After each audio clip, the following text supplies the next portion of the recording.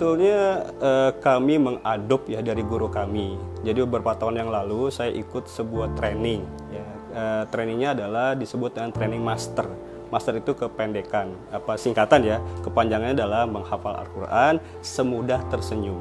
Jadi memang yang menjadi daya tarik yang sangat kuat dari metode ini adalah menghafal Al-Quran semudah tersenyum. Dan guru kami Ustadz Bobi ya, Herwibowo LC itu, beliau mendapatkan inspirasi itu dari sebuah renungan yang cukup mendalam ya, pasca berdoa di depan di Masjidil Haram ya, di depan Ka'bah. Nah kemudian Allah ilhamkan kepada beliau ya sebuah metode yang akhirnya seperti yang saya contohkan tadi gitu ya. Jadi agar anak-anak termasuk yang dewasa juga mampu menghafal Al-Quran, maka dia sampaikan ayat, kemudian terjemah dan dimudahkan dengan proses gerakan. Seperti itu awalnya ya. Jadi dan tentu ini sangat bermanfaat ya, karena kita kan dilahirkan tidak menguasai bahasa Arab, tapi kemudian ketika ada terjemahnya yang dipermudah oleh gerakan, maka kita bisa lebih mudah tuh memahami Al-Quran. Karena kan Al-Quran nggak sekedar dibaca ya, tapi kita juga harus paham, harus kita tadabburi.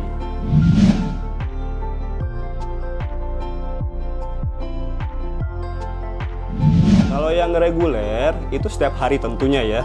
Setiap hari tentunya dari bangun tidur sampai tidur lagi mereka menghafal Al-Quran. Masya Allah, seperti yang Mas Dimas lihat ya, ini kan pada dasarnya rumah ya. Rumah kemudian kita fungsikan juga sebagai tempat anak-anak belajar tuh, sebagai tempat anak-anak mengaji dan menghafalkan Al-Quran. Jadi kalau kegiatan rutinnya di Kampung Quran Cikarang, ya mereka menghafal Al-Quran dari pagi sampai malam, dari bangun tidur sampai tidur lagi. Nah untuk kegiatan-kegiatan yang bermanfaat kepada masyarakat ya, itu biasanya based on undangan ya. Jadi alhamdulillah saya pernah misalnya ke pabrik-pabrik, ke sekolah-sekolah, ke tempat-tempat umum, tempat-tempat senam, tempat-tempat car free day, tempat-tempat yang tidak umum ya untuk orang menghafal Al-Quran. Tapi karena itu tadi ya, ada gerakannya, sehingga biasa saya pakai momen pasca senam tuh ya, ada senam masa banyak kan. Nah setelah itu kita kerjasama dengan panitia ya, untuk juga bisa menghafal Al-Quran di sana. Jadi training kita lumayan banyak ya, lumayan sering, itu bisa bulanan sih, bisa bulanan. Kalau yang rutin itu tadi ya, setiap hari mereka menghafal Al-Quran di sini. Acara khusus nggak ada sih, nggak ada khusus. Karena saya juga kalau Ramadan justru biasanya membatasi biar fokus kepada ngurusin anak-anak aja di sini gitu.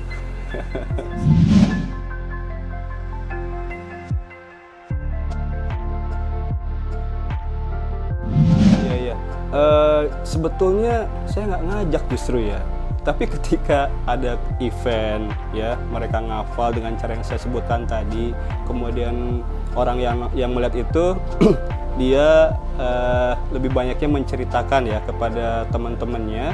Nah justru dari situ mereka tertarik juga ingin ikut menghafal. Jadi untuk yang publikasi masif seperti itu kita sebetulnya jarang melakukan ya. Tapi itu tadi ya, ketika kita ada event, kemudian ada teman yang mungkin pasang di statusnya, kemudian tertarik, mereka datang ke sini mengkonfirmasi kapan bisa belajar bareng, kapan bisa menghafal Al-Quran bareng.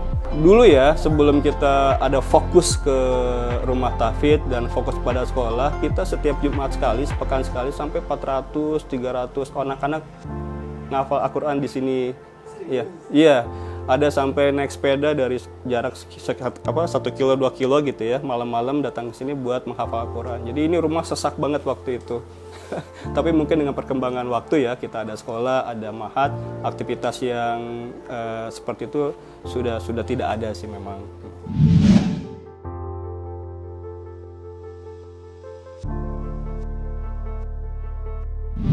Jadi Rasulullah SAW bersabda, khairukum man ta'allama al-Qur'ana wa 'allamahu, ya, bahwa sebaik-baik kita adalah yang belajar Al-Quran dan yang mengajarkan Al-Quran. Jadi memang kami merasakan sebuah benefit yang luar biasa ya, pada saat kita alamiah aja ya mengajarkan Al-Quran, tapi kemudian pertolongan Allah datang ya. Misalnya nih, misalnya pada saat kita membuka rumah tahfidz ya, itu kan yatim duafa ya. Jadi kita tidak ada uang pendaftaran, uang bangunan, uang SPP, itu nggak ada, kita free ya. Tapi kemudian banyak orang-orang, banyak donatur ya yang juga ingin bekerja sama dengan kami gitu ya.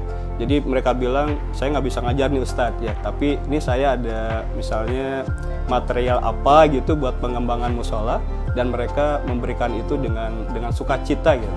Saya jarang sekali buka donasi ya, kecuali di saat-saat yang memang dibutuhkan gitu ya. Tapi kebanyakan sih Allah hadirkan mungkin ya, alhamdulillah, dengan keberkahan Al-Quran ya, dengan karakter Al-Quran yang mulia dan penuh dengan keberkahan, maka Allah juga hadirkan orang-orang untuk bisa membantu kami bekerja sama ya, mencetak santri-santri penghafal Al-Quran tuntas sampai 30 juz, alhamdulillah.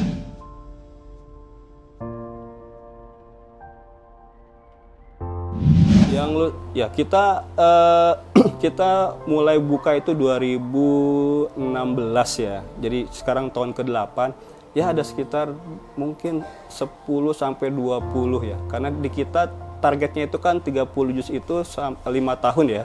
Jadi 5 tahun itu mereka tuntas 30 juz berikut terjemahnya, sehingga sekarang di tahun ke-8 ya, itu lulusan kita sekitar 10 sampai 20 lah.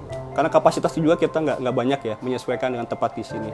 Sekarang santri kan sekitar 14-an lah ya.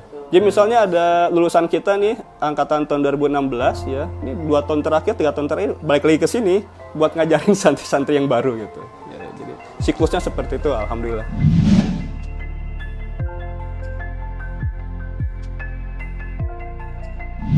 Betul. Nah itu juga termasuk keberkahan ya. Salah satu hal yang saya tanyakan kepada guru saya pertama kali adalah, Ustadz, saya kan pekerja pabrik nih, ya. Saya nggak punya background pesantren gitu. Kira-kira akan ada penolakan nggak gitu ya dari masyarakat kepada saya gitu ya. Tapi kata Ustadz, ya itu tadi ya, Al-Quran ini berkah, rahmat untuk semua orang. Jadi siapapun boleh belajar dan mengajarkan Al-Quran. Jadi secara signifikan hal-hal kritikal yang mengganggu kegiatan di sini nggak ada sih. Palingan di awal-awal ya. Kan tadi saya sampaikan tuh sampai 300, 400 anak-anak, paling ya sepedanya ngalangin jalan. Paling itu aja yang sempat ditegur oleh masyarakat. Tapi kalau pada dasarnya esensi dari kegiatan yang kemudian membuat masyarakat resah gitu ya, itu alhamdulillah nggak ada sih. Justru menghadirkan anak-anaknya agar bisa ngaji di sini, ngafal di sini. Mereka juga orang tua inisiatif menyiapkan snacknya seperti itu. Bahwa sebetulnya salah satu kunci utama untuk meraih kesuksesan hidup adalah pada saat kita kuat interaksinya dengan Al-Quran.